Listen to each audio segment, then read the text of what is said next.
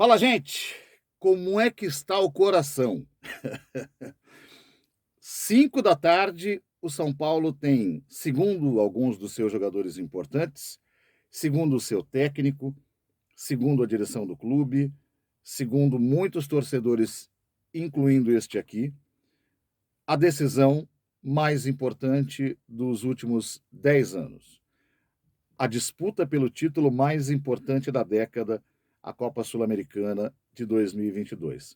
É bom primeiro que a gente fale o seguinte, né? Por que essa valorização enorme da Copa Sul-Americana, que é um torneio menor? Porque entre os torneios disputados pelo São Paulo nos últimos 10 anos, esse é aquele em que o peso do título seria um pouquinho maior do que aquele que foi conquistado, por exemplo, em 2021, Campeonato Paulista. Porque nos 10 anos que separam 2012 de 2022, o São Paulo só ganhou um título em 2021 e foi o Campeonato Paulista. O Campeonato Paulista a gente já discutiu aqui na época do título, antes do título, e eu já falei depois do título. Eu considero hoje um campeonato importante, você deve sim comemorar, mas na escala de campeonatos que você disputa, devido ao que aconteceu, a mudança que aconteceu de percepção do torcedor e a importância que os clubes dão em relação aos campeonatos que disputam, foi aquele que se tornou menor. Teoricamente, o mais tranquilo de se conquistar, ainda que você muitas vezes tenha que enfrentar um clássico pela frente, como foi em 2021 contra o Palmeiras, em tese também um time melhor. Mas em termos de projeção, ganhar um campeonato estadual é bastante menor hoje do que ganhar um campeonato nacional. E ganhar um campeonato internacional tem um peso maior do que você ganhar uma conquista nacional mediana, tipo Copa do Brasil, por exemplo. Eu não vou discutir o Campeonato Brasileiro, esse é muito importante, mas dá para discutir Copa do Brasil com Copa Sul-Americana e Libertadores. A Sul-Americana não é a Libertadores, definitivamente. A Libertadores é muito maior, por toda a história que tem, inclusive. Mas o tamanho do São Paulo hoje, além de ser disputar a Sul-Americana, é um tamanho que permite ao time é, se libertar desses 10 anos, vamos chamar de fila, a partir de hoje. Porque até pelo tamanho, ao conquistar o campeonato estadual no ano passado, o São Paulino comemorou, eu comemorei, muita gente curtiu, mas para o futebol era aquela velha taça de gelo que a gente falava na época, né? Era algo que ia se desfazer até o fim daquele ano se nada mais acontecesse. E nada mais aconteceu.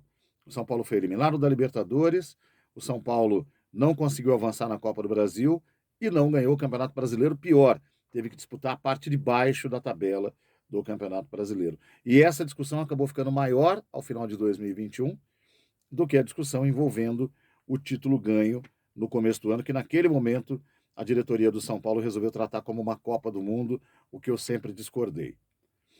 Então, por que é que eu estou falando de um título menor do que a Libertadores, por exemplo, do que o Campeonato Brasileiro, como sendo o da redenção do São Paulo em 10 anos?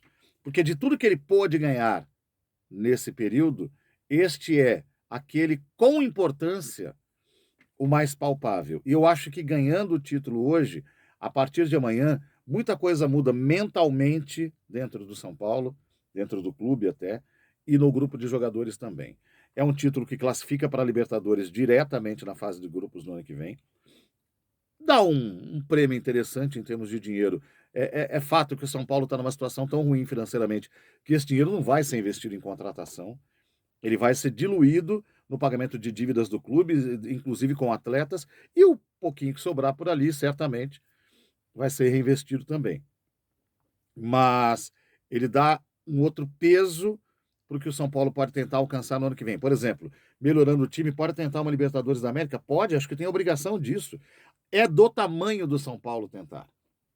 Como é do tamanho do Manchester United na Inglaterra tentar a Liga dos Campeões quando estiver nela. O Manchester United hoje está no torneio continental da Europa, que equivale para os europeus, obviamente, à Copa Sul-Americana, que não é exatamente uma Copa do tamanho do Manchester, mas se tornou, porque o Manchester United vem de uma temporada ruim em 2021 e 22 já vinha de outras anteriores descendo a ladeira, e o máximo que ele conseguiu foi chegar na Liga Europa, e é o que ele vai disputar. E certamente vai se tornar um título muito importante para o United nessa temporada. Essa é mais ou menos a leitura. Outra coisa, dá uma tranquilidade para jogar as rodadas finais do Brasileiro, não é que o São Paulo vai largar a mão, mas o São Paulo deixa de ter aquela preocupação de não ganhar um título e, ao mesmo tempo, disputar para não cair. Então, ele vai poder focar mais em se dedicar aos últimos jogos para ficar numa posição interessante na tabela, que não precisa ser, por exemplo, um sexto lugar. Porque, uma vez tendo vencido a Sul-Americana, São Paulo está garantido na Libertadores da América na fase de grupos. No sexto lugar, estaria só na fase preliminar. Então, ele pode trabalhar com muito mais calma para ser o sétimo colocado do Campeonato Brasileiro, o oitavo. Objetivos, nesse momento, mais alcançáveis. São do tamanho do São Paulo? Não, não são. Mas é o que dá agora. E aí, nesse período, e preparando 2023, para aí sim, poder disputar bem o Campeonato Brasileiro, poder disputar bem a Libertadores da América, quem sabe ganhar um dos dois. Disputar bem a Copa do Brasil também, por que não? E o Campeonato Paulista não entrou nessa conta justamente por isso, porque ele já foi vencido em 2021. Trata-se de alcançar objetivos maiores agora. E se puder vencê-lo, ótimo também. Serve até como teste. Acho até, como eu sempre digo aqui, que o estadual deve servir como uma espécie de laboratório. Sobre o jogo de hoje, não adianta cantar a vitória antes, não é fácil. O Independente Del Valle não é um adversário fácil, é um time muito bom, muito bem treinado pelo Anselmi, que é um técnico que já trabalhava com o Miguel Ángel Rodrigues, que era o técnico do Independente Del Valle na sua explosão. Esse Independente Del Valle que foi campeão da Copa Sul-Americana recentemente, em 2019, e que vem para uma final de novo, e que veio da Libertadores da América. É bom lembrar disso. O Independente Del Valle é um time que começou o ano disputando a Libertadores da América, caiu na fase de grupos, veio para a Sul-Americana e chegou até o final. Não é pouca coisa. É um time que tem uma proposta de jogo que lembra um pouco o que o Rogério Ceni gosta também, já é assim desde a época do Miguel Ángel, que é um time que propõe jogo, que busca o ataque e envolver o adversário dentro do seu campo. O São Paulo vai enfrentar esse tipo de jogo hoje. Com um detalhe, o Del Valle faz isso há mais tempo que o São Paulo, de forma contínua. O São Paulo teve um período assim com o Fernando Diniz e teve um período assim agora com o Rogério Ceni. No meio do caminho, não foi exatamente esse tipo de futebol que o São Paulo disputou, apesar de que o Crespo também tinha algumas inclinações ali, mas o Crespo tinha algumas preocupações de futebol um pouco mais pragmático em alguns momentos. O que é perigoso e o que é, o que é perigoso e o que é, digamos, complicado para o São Paulo e o que é mais fácil. O complicado, perigoso é fazer a distribuição do jogo defensivo de modo a impedir esse domínio, essa chegada do time do Independente Del Valle. E o que é mais fácil, digamos assim, é que o Del Valle é um time que fica naturalmente mais exposto do que o São Paulo. Porém, o São Paulo tem as suas dificuldades também defensivas, né? E o São Paulo tem uma questão menos resolvida do que o Del Valle, porque o São Paulo não tem a velocidade no campo de ataque. O que pode atrapalhar o Del Valle é a falta do Lautaro Dias, jogador importante que o Independente Del Valle perdeu por contusão nas últimas rodadas, mas a estrutura do time mantém mais ou menos o mesmo tipo de jogo. Há algo que o São Paulo tem feito melhor nos últimos jogos. O Rogério Ceni, desde o jogo contra o Flamengo, aquele confronto forte contra o Flamengo na Copa do Brasil, o Rogério adotou uma espécie de 4-1-4-1 híbrido no São Paulo, que é manter uma linha de 4 defensiva, com um jogador que compõe essa linha, sendo o de primeiro combate da defesa, tem sido o Pablo Maia, mais uma linha de 4, ali no meio, com o Caleri isolado lá na frente. Híbrida porque com a posse de bola, ela acaba virando um 4-2-4 até, né? Porque aí você tem o Nestor trabalhando aqui junto com o Pablo Maia, sendo o cara do engate para frente, e aí na frente você tem, no caso da montagem do time atual, Alisson, Luciano, Calleri e Patrick, que é o que deve ter hoje. Alguém pode perguntar, não era melhor voltar aos 3 zagueiros? Tem 2 questões. O Miranda quer muito jogar e parece que ele está bem. E ele disse isso.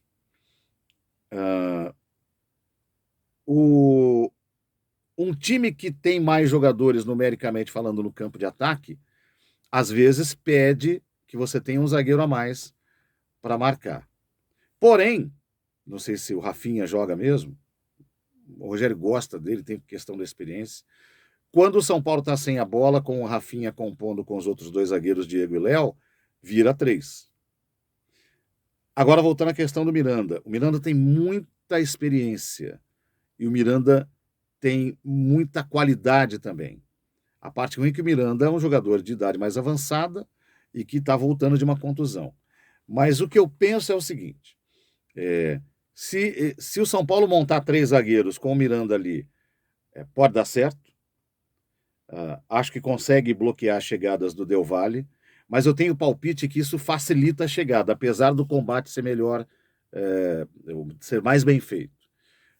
A opção atual do Rogério, que é, digamos, mais complicada de entender às vezes, ela funciona mais para impedir que o time adversário chegue até o campo do São Paulo. Por isso eu acho que num jogo como hoje, eu manteria esse sistema que o São Paulo tem utilizado nos últimos jogos. Agora, no fundo, como diz aquele velho ditado, final tem que ganhar. Final não é para fazer performance tática.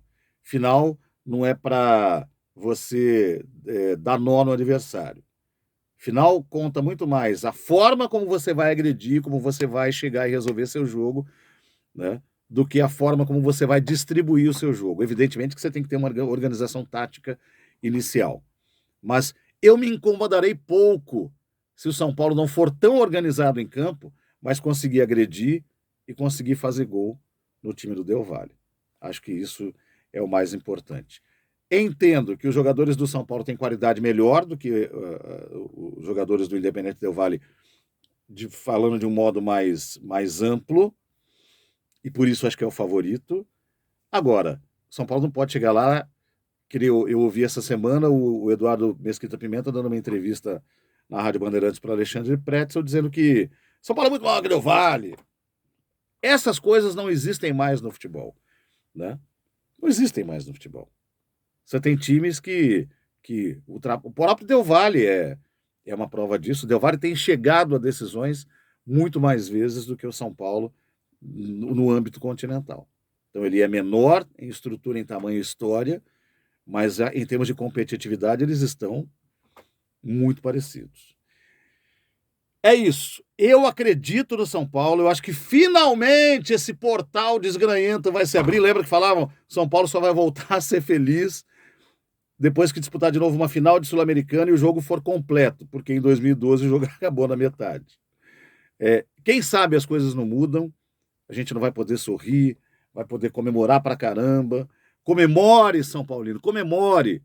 A gente tem o direito de voltar a ser feliz com esse time. E esse não é o passo maior, é um passo até pequeno, mas que faz a gente olhar para frente com muito mais confiança.